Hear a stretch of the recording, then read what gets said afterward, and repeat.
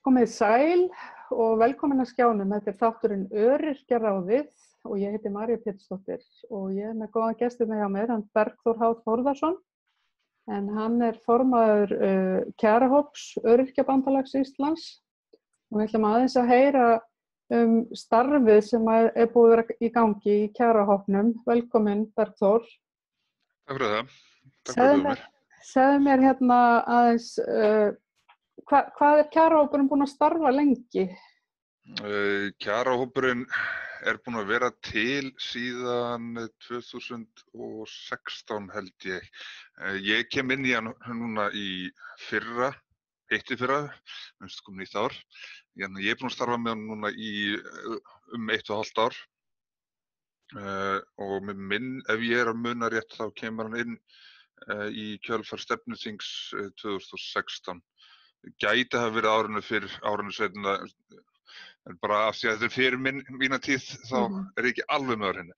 En málefnahópanir, við erum með nokkra málefnahópa og þeir þetta var hluti af hálfgerðri stefnubreytingu hjá Öryrkjabandalaginu á sínum tíma að reyna að taka beint á málunum og fá fleira fólk úr aðildarfélögunum til þess að fjalla þessi tilteknu málefni. Og úr því varð þessi málefnahópar. Það var, áður en þetta var gert formlega, þá skilst mér að það hafi verið starfandi málefnahópur kjaramál, en núna það sem skilgreint í lögum sem fastir málefnahópar. Og svo getur stjórn sett inn nýja eftir þörfum. Svo ég tala svona aðeins almennt líka því þetta tengist ekki bara kjarahópnum sem slíkum. Og nú nýbúið að stofna húsnæðishóp líka. Það já.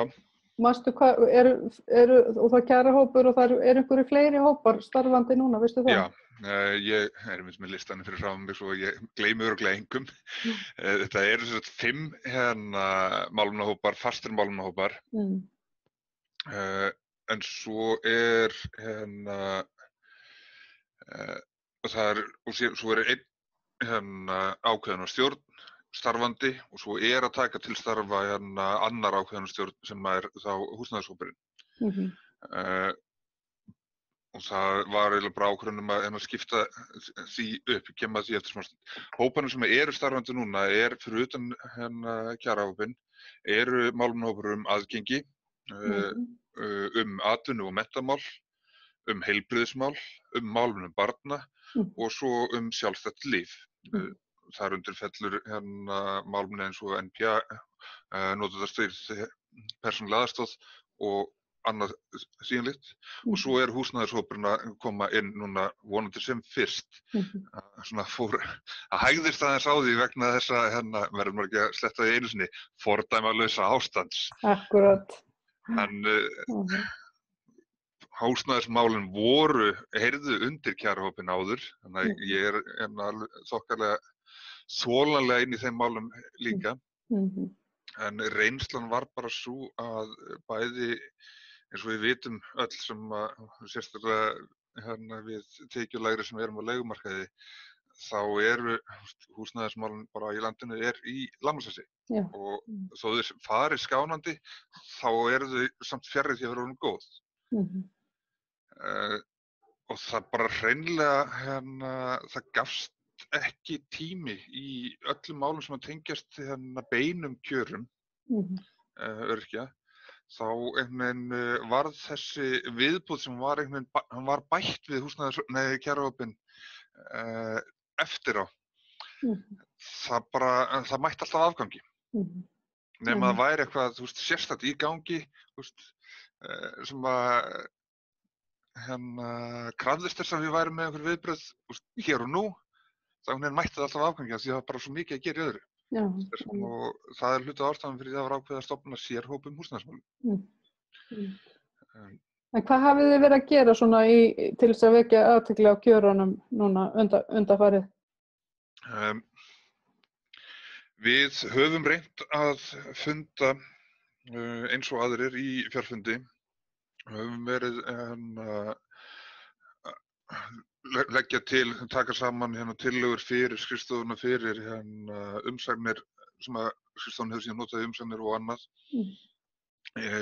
Erum núna, það einmitt fundur kjarahópsins núna klukkan 2, nei, fyrirgefðu, klukkan 3 og þar erum við að taka, var hugmyndin að við ætluðum að reyna að vinna saman að bara minnisblaði þar sem að við komum með einhverja fáa, skýra greinargóða punkta beint kjörin sem að við höfum verið að sanka að okkur gögnum til þess að vinna.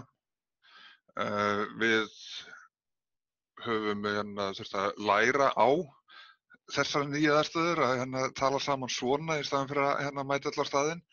Það hefur gengið bara reyndar alveg ótrúlega vel en Ég er svona kannski líka að fiska bara hvað þið hefur verið að gera svona, þú veist eins og undanfarið ár, þið hefur verið að halda einhver málþing Já, og það sem að við höfum, nú ég vissulega að tala það sem við erum að gera núna í þessu ástandi, en kjarahópurinn, hann hefur verið að halda málþing rétt, hann hefur skrifað ályktanir og kröfugerðir fyrir þing. Við höfum tekið stóran þátt í skipulagningu 1. maí aðgerða eða kröfugöngu hjá bandalaginu. Við aðstöðum við að skrifa umsagnir, við fáum utanaðkomandi sérfræðinga til að reikna fyrir okkur eins og Kolbeinn Stefánsson að reikna hver kjaragliðnun hefur verið. Og hvernig öryrkjar hafa setið eftir. Við höfum sent beiðnir til umboðsmanns Alþingis að taka fyrir mál, til dæmis nú vorum við báðum að taka fyrir hvort að stjórnvöld hafi staðið rétt að því að hækka lífeyri almannatrygginga eða bara upphæðir almannatrygginga almennt. Það af alveg rosalega mörgu að taka og við hefðum ekki tíma ef ég ætlaði að fara að tékka af lista. En vinnan hjá okkur þetta, það að skrifa umsagnir, það að halda málþing, reyna að vekja athygli á þeim kröfum eða þeim óskum sem við erum að leggja fram. Og safna gögnum, reikna, það bara nóg að gera. Og við hittumst almennt, þá erum við að hittast á 2 vikna fresti, hópurinn.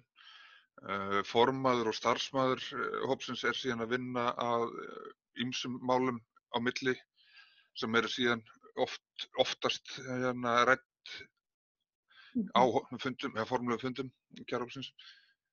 Það sem ég hef uppgötvað af þessu 1,5 ári þannig, fyrsta halva árið það bil var ég inni fyrst, reyndar ansið hröð þróun hjá mér. Ég kem inn sem varamaður af því að það vantaði varamenn í hópinn.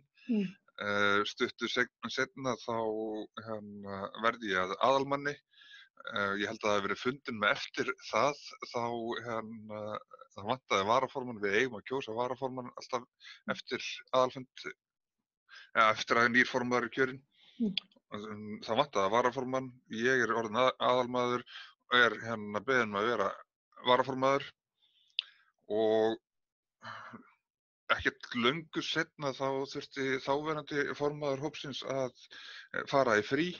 Þannig að ég stíg inn sem starfandi formaður hálfu ári eftir að ég kem inn í hópinn fyrst sem varamaður.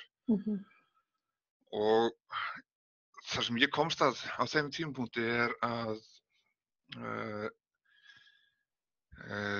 þar sem að sú vinna sem að liggur að baki formennsku í málefnahópunum hjá ÖBÍ töluvert meiri heldur en fólk sér. Og hópurinn og þetta í rauninni, hópurinn sem slíkur það allt sjálfboðaliðar en þetta svona eitthvað pínlítið greitt starf samt að vera formaður og kannski lendir mest að vinnan af formanni. Formennir fá, samkvæmt ákvörðun stjórnar, þá fá þeir einhverja nokkra tíma í þóknun á mánuði.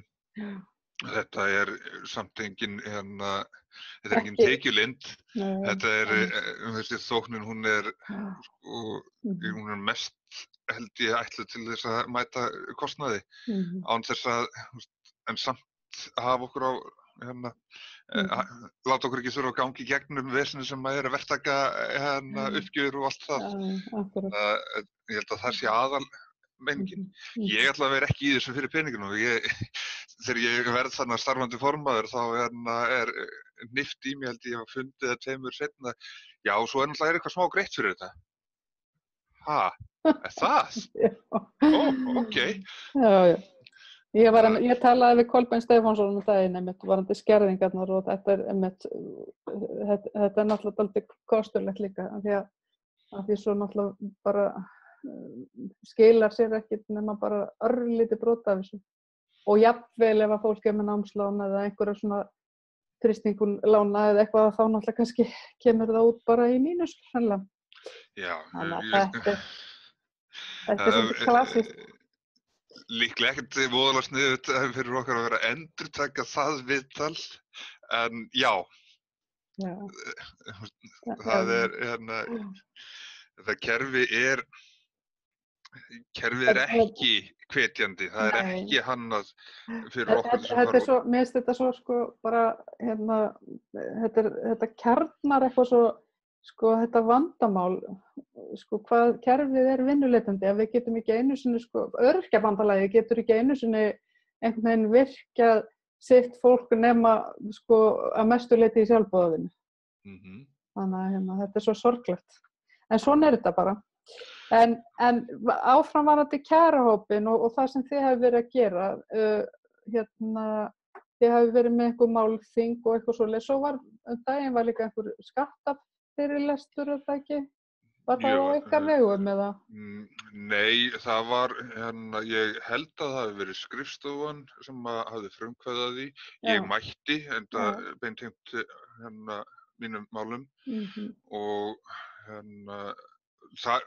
áður en ég svaraði þessu með fundinum, langar mig að benda á, það er svolítið kannski til marks eitt af merki það hvað störf bandalagsins eru víðfeðm og hvað það er mikið að gera og alls konar svona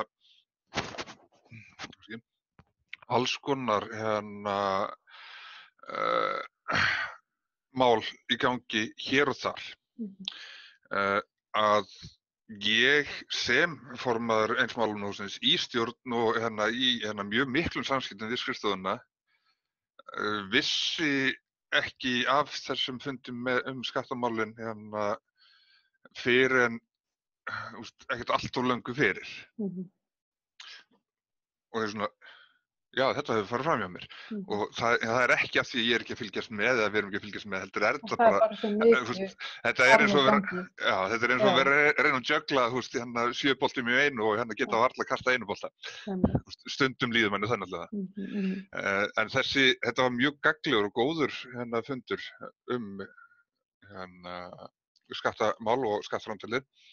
Tilgangurinn var, akkurat núna er stolið úr mér nafnið á honum, ég skal finna það eftir, en tilgangurinn með þessum fundi var að veita upplýsingar þá sérstaklega möguleikann á að telja fram tiltekinn skilgreindan kostnað sem er óvenjulegur, sem er þá hægt að fá lækkun á höfuðstóli til tekjuskatts ef að hann nær fyrirfram mörkum, mörk sem að breytast hverju ári og ég er með auglýsinguna frá skattinn upp á næsta skjá. Er það þá kostnaður sem að fylgir bara fötlun eða bara einhver bara tricks við að gera skattaskýrslur? Já og nei, þetta er aðallega, þetta eru skilgreindir flokkar sem að falla hana undir og þeir eru það er hægt að sjá upplýsingar, nánar upplýsingar þetta inni á ríkisskattstjóra. Ég skal senda þér tengilinn bæði á almennu upplýsingarnar sem og auglýsingarnar fyrir hérna 2020. Þetta eru 3 tenglar sem ég var að hugsa að senda þér. Þessar 2 síður og tengillinn á upptökuna af hérna skattafundinum. Fólk getur hort á, er það ekki? Það getur hort á bæði, er það ekki síðasta fund sem að þið hélduð bara kjarahópurinn, þar sem þeim voruð að kynna hvað skýrsluna hans Kolbeins Stefánsson var það ekki? Gerðingar. Þannig að fólk getur farið inn á vefinn og fundið það og hort á það online ef það fór mætt ekki. Og það getur hort á þannig skattafund og jafnvel fleiri einhverjum svona fundi sem að við höfum reynt að við höfum reynt að vera að streyma undanfarin ár eftir að sú tækni varð eins aðgengileg hún varð. Þá hefur verið reynt að streyma öllum stærri málþingum og fundum og svoleiðis á vegum Öryrkjabandalagsins. Það er hægt að fara inn á Facebook síðuna fyrir Öryrkjabandalagið og fara þar inn í vídeós og það er hægt að finna eða posts og það er hægt að finna tenglanna. Það er svo bara hægt að skrolla í gegnum fréttinnar og við þyrftum, það er held ég að sé hérna myndbönd ÖBÍ, hvort þetta sé þar undir. Nei, en jú, hérna ráðstefnur málþing, þetta er þarna inn á vefsíðunni. En ég hvet fólk til að bara leita þetta upp og skoða, þetta er ofta áhugavert. Ég hef einmitt hort á streymi, ég bæði mælt þegar það hafa verið svona einhver málþing og fylgst með streymi. Já, en mjög fínt. En vel sóttur fundur skattamál. Það sem að kom það var sem sagt, þetta var kvennahreyfing Öryrkjabandalagsins sem stóð fyrir kynningarfundinum. Og kvennahreyfingin er mjög öflug hjá okkur. Og það var Helgi Samúel Guðnason, lögfræðingur hjá skattinu sem mætti og var að halda erindi. Og það sem var áhugaður, það sem hann var að leggja mest áhersluna á er lækkun eða ívilnun vegna veikinda eða slysa, heilbrigðiskostnaðar, veikindi eða fötlun barns, framfærslu vandamanna, hlutir sem að það eru margir öryrkjar erlendis, við þurfum að framfleyta okkar börnum sem getur oft verið dýrt, sérstaklega þegar þau eru komin á framhaldsskóla eða háskólaaldur og þau búa ennþá heima. Og þar fer hann yfir þessar reglur eins og ég taki bara eitt dæmi, ég ætla ekki að heldur við ættum ekki að tímanum þættinum í að þylja upp einhverja fullta tölum. En eitt dæmi er að það er sem sagt með heilbrigðiskostnað. Þá miða við að ef kostnaður einstaklingsins fer upp í 2-faldan venjulegan kostnað sem að skattstjóri skilgreinir, sem er þá 130.000 krónur hjá hverjum einum, en 90.000 í tilfelli aldraðra og öryrkja, tala sem að skiptir okkur máli. Og ef að kostnaður innan tiltekins almanaksárs fer upp í 2-falda þessu upphæð, þá 180.000 fyrir okkur, að þá er komin forsendur til að sækja lækkun á skattstofni niður að 90.000. Þannig að það er svona 90.000 sem að þú verður bara að taka á þig, en ef það 2-faldast, þá er hægt að sækja lækkun. Þetta er eitthvað sem fólk almennt, öryrkjar bara almennt vita ekkert. Já. Kannski í flestum tilfellum, það er ekki hugmynd um það. Ég hef nefnilega grunn það og þess vegna er svo spennandi að ég var ekki með þetta á hreinu, ég kann kerfið eins og þú veist, þá kann ég mjög vel inn á margt í kerfinu. Þetta er eitt af því sem ég var ekki að fylla með þetta Ég hafði skoðað þetta áður, en við vitum þannig að það er fullt af öryrkjum sem eru með 180.000 krónur eða meira í heilbrigðiskostnað á ári. Og inn í þetta, það telst í rauninni nánast allur kostnaður. Þetta er ekki bara komugjöld. Þetta er kostnaður vegna heilbrigðisþjónustu og lyfja. Þannig að þetta næri yfir miklu meira og víðara heldur en fólk. Ég held að margir að vita að þetta sé til svona í einhverju formi. En bara ekki hversu vítt það nær. Nei, akkurat. Og ég til dæmis fékk að vita það ég á það til að spyrja svolítið mikið þegar ég veit ekki eins og þarna og ég fekk til dæmis að vita það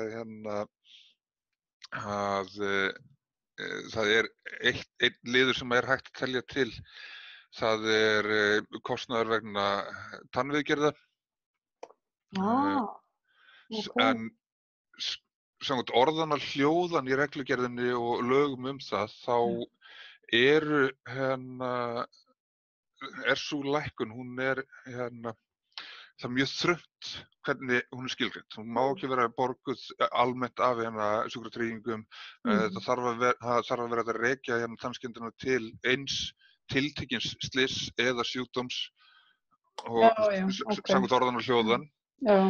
Ég spurði hann ok, en hvað ef að það þekkt að vandinn á við sjúkdóm sem ekki augljóst að tengist tannheilsu, eins og til dæmis geðsjúkdómar. Það ekki augljóst, fólk sem þekkir ekki nógu vel til inn á geðsjúkdóma, fattar ekki hvernig geta geðsjúkdómar tengst tannheilsu. Nákvæmlega, einmitt. En svo þegar maður útskýrir eitt algengasta einkenni hjá fólki með alvarlega geðsjúkdóma að það missir getuna til þess að sjá daglega líkamlega umhirðu, þar með talið tannhirðu. Já, nákvæmlega, einmitt. Og hitt sem mjög margir vita ekki, fólk áttar sig kannski á þessum punkti, en fæstir vita hinn punktinn að minnkuð munnvatnsframleiðsla aukaverkun á flest öllum þunglyndis- og kvíðalyfjum til dæmis. Já, einmitt. Þannig að, já, akkurat. Minni munnvatnsframleiðsla leiðir til tannskemmda. Já, það þetta auka ýmis lyf. Já. Og líka alls konar sjúkdóma til einmitt skemmdar. Og hann sagði basically, ef að það ástæðan og þú kemur með einhverja staðfestingu á að það sé líklega ástæða fyrir miklum tannlæknakostnaði, þá myndum við taka til þess. Það var, uppljóstrun. Einmitt. Heyrðu, en svo talandi með það bara mikið að gera á öllum vígstöðum en í Öryrkjabandalaginu. Núna sá ég í fréttum daginn að það sem sagt búið að vera í gangi mitt mál fyrir dómi varðandi skal ég þér segja afnám króna móti krónu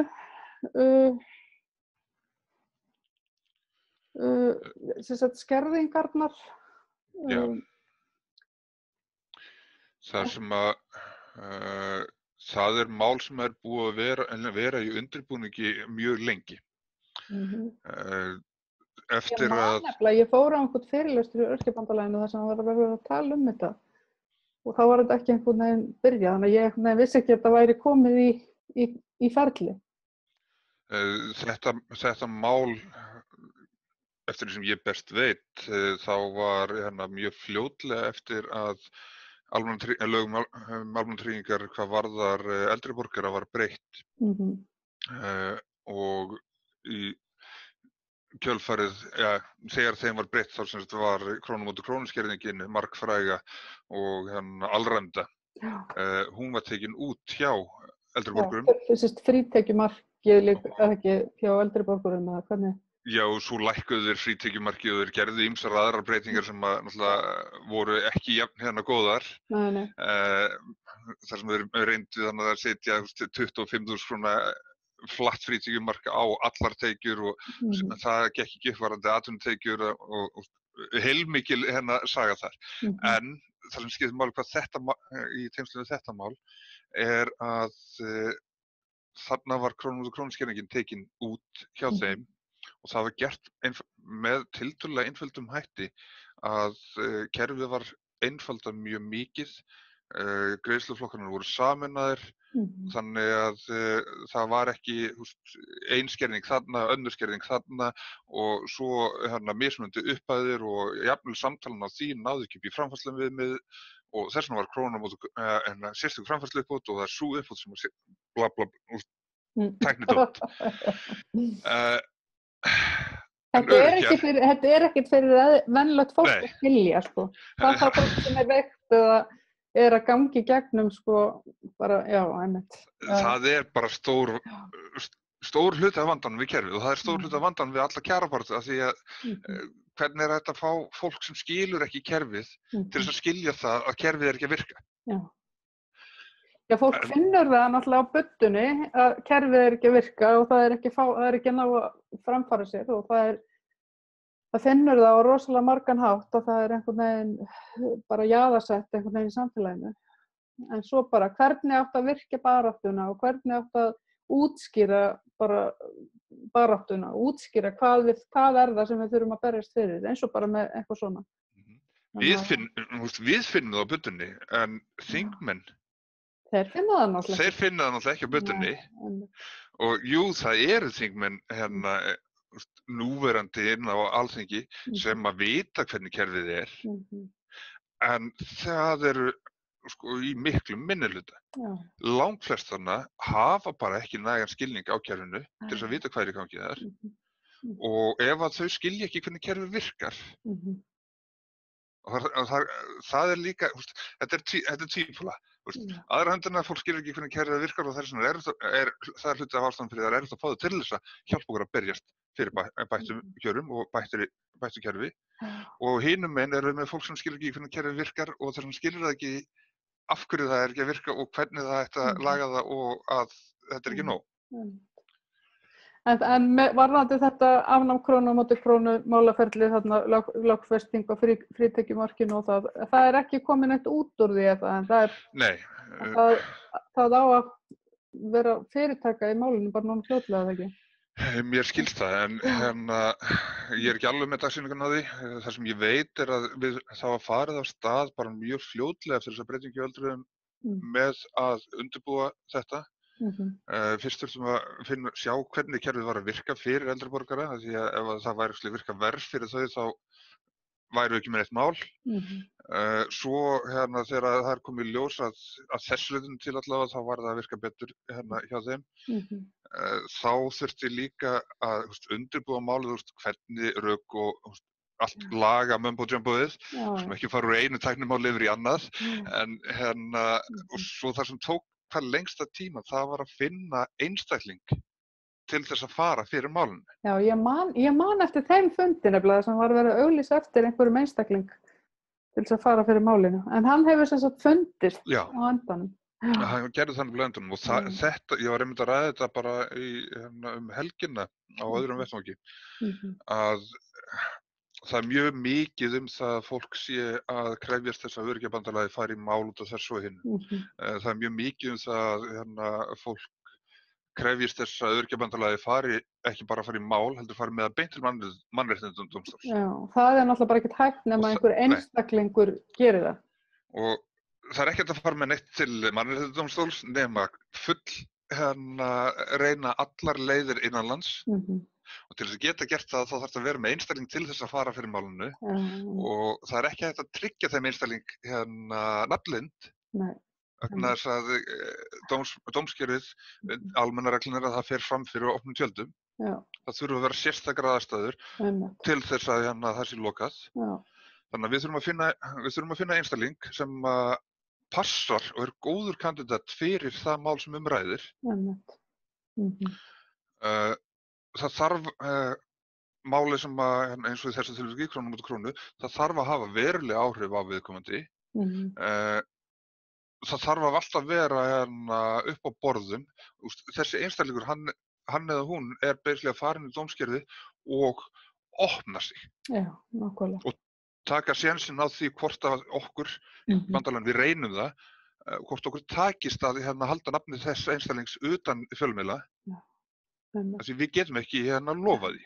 Og viðkomandi þarf að hafa bara það góða einhvern veginn heilsu í rauninni til að geta það. Já.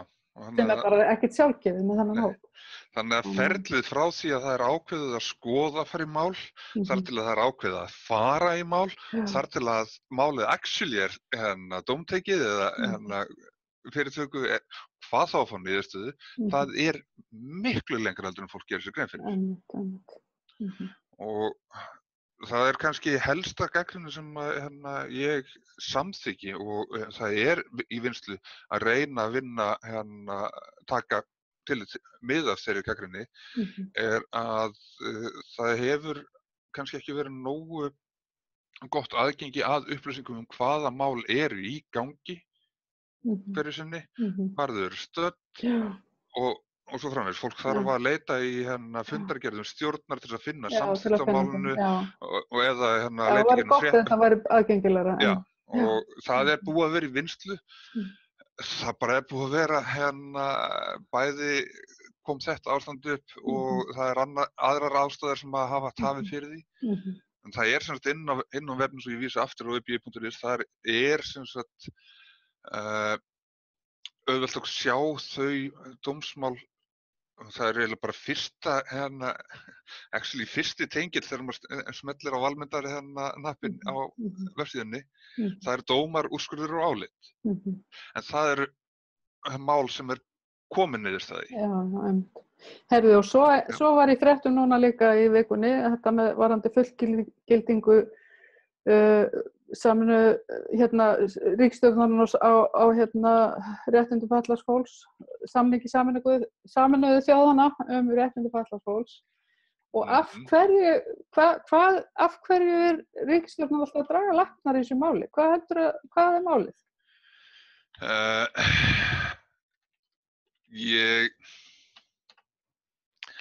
Ekki það, ég ætla náttúrulega ekki að gera þig einhvern ábyrgðarmann fyrir Nei, þetta bara svo óskiljanlegt. Þetta vegna þess að þeir þurfa þá að punga út meiri peningum í NPA-þjónustu eða hvað þú veist?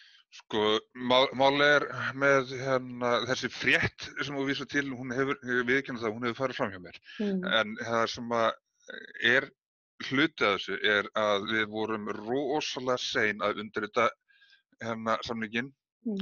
Við vorum ennþá seinni að fullgildan. Við erum tæknilega búin að fullgildan með þingsályktun.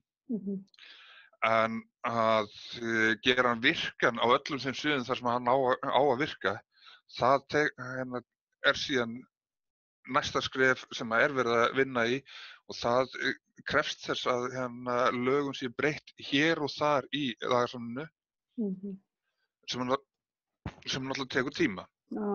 Það afsakar ekki hvað þetta búið að taka langan tíma hjá þeim og seinaganginn hjá þeim. Það svo ég bara tali almennt stöðu fatlaðs fólks hjá stjórnvöldum. Við einhvern veginn Við erum alltaf bara alltaf... Því miður, við erum afgangur. Já, við erum alltaf bara afgangsstærð í hvað sem á dreifinu við fæti, hvaða málum sem tengja það þarf að ganga eitthvað iðulega, oft og iðulega, það þarf að ganga eitthvað verulega mikið á til þess að eitthvað gerist. Já, akkurat. Og stundum þegar það gengur eitthvað verulega mikið á, gerist ekki bara gerist ekkert heldur skorið niður. Samanber síðasta hrun sem við erum ennþá ekki búin að fá leiðréttingu á. Akkurat. Og það eitt síðustu mánuði, ég var að tala það að vinnan hjá formanni Málefnahóps væri miklu meira heldur en ég hef gert mér í Hugalund áður en ég var formaður.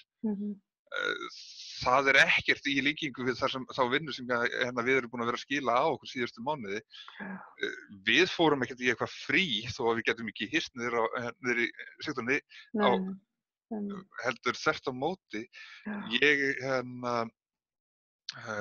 tala bara út frá mér, þá ég með í síðasta mánuði þá ég með hátt í ég með hátt í fjórfalt tímamagn í vinnu fyrir öryggisbandalagið heldur en gert ráð fyrir í þessari samþykkt stjórnar formann Málefnahópa.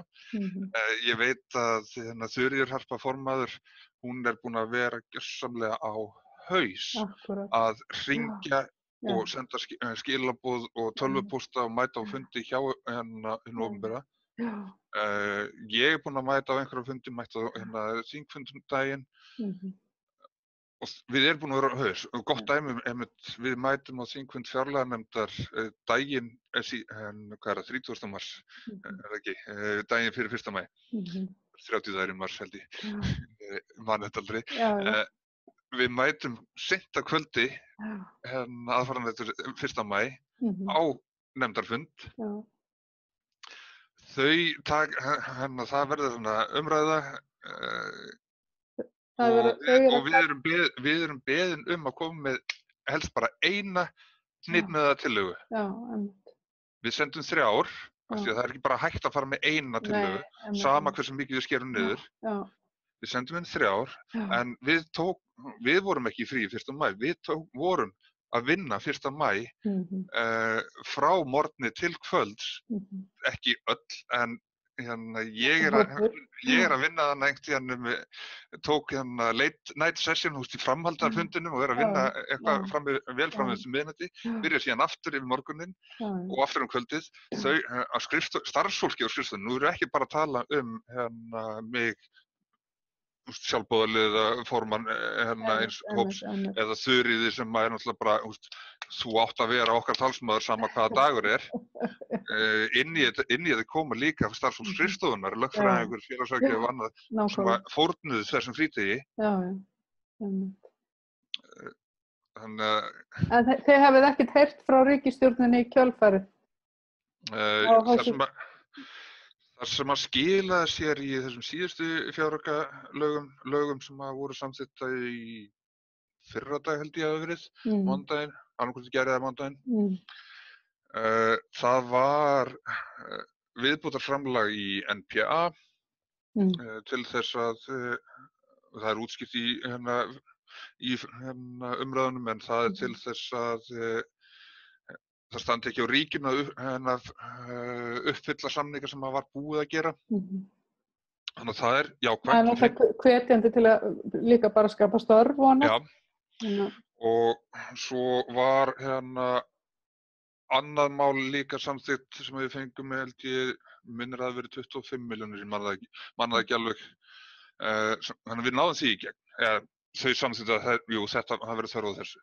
En þegar kemur að beinum kjörum, þá bara ekkert. Það virðist ekki vera. Mér allavega er farið að verða svolítið illt í enninu að ég vera stöðugt að reka höfuð í vegg.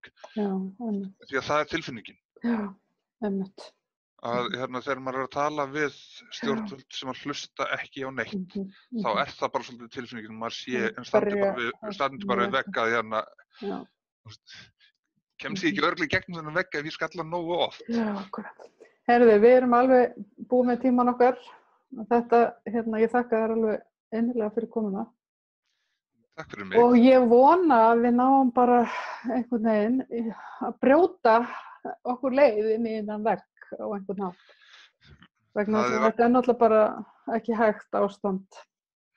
Það er nauðsynlegt og ég held að stærsti lykillinn að því sé bara samstæðan hjá okkur öryrkjum, að hún er ekki alltaf til fyrirmyndar og við þurfum að sinna samstöðu og hrífa fólki í kringum okkur með okkur. Það er enginn Íslendingur, enginn hér á landi, ég ætla að leyfa mér að fullyrða, það er enginn hér á landi sem er ekki í einhverjum tengslum við einhvern sem þarf á almannatryggingum að halda. Nákvæmlega. Og allir geta vext, allir geta orðið fyrir því að þurfa að leita til tryggingarna svona, almannatryggingarna. Síðasti punkturinn kannski, síðasta málþingi, þar kemur Unnar og lýsir því hvernig það var að allt í einu verða öryrki og bara teppinu kippt undan honum.